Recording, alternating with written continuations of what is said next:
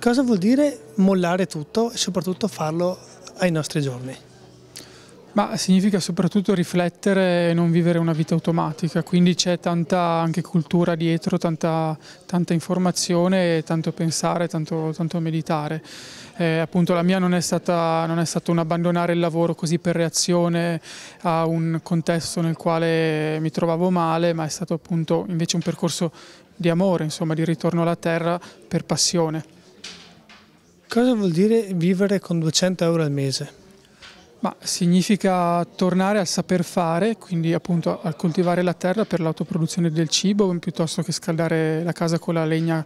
che si fa nel bosco, spostarsi in bicicletta, eccetera, quindi rispondere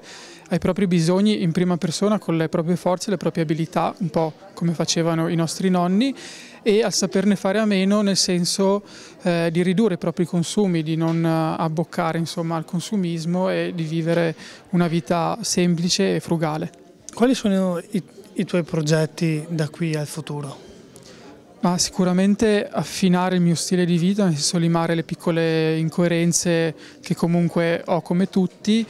e magari di cercare la collaborazione di altre persone per estendere e comunicare questa mia scelta e far sì che anche altri, magari non proprio nella mia forma, in forme diverse, con i propri tempi, realizzino qualcosa di simile al mio, appunto in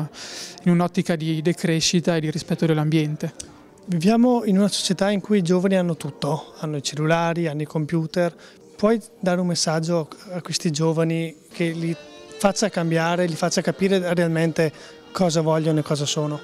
Beh, il mio messaggio può essere quello di non vivere una vita automatica, appunto di riflettere su quello che si sta facendo, su quali sono le proprie aspirazioni e sicuramente di non accettare dei modelli preconfezionati che ci passano i mass media oggi, ma attraverso la cultura e il legame al territorio guardare appunto alle risorse che ci circondano per costruire un nostro percorso personale.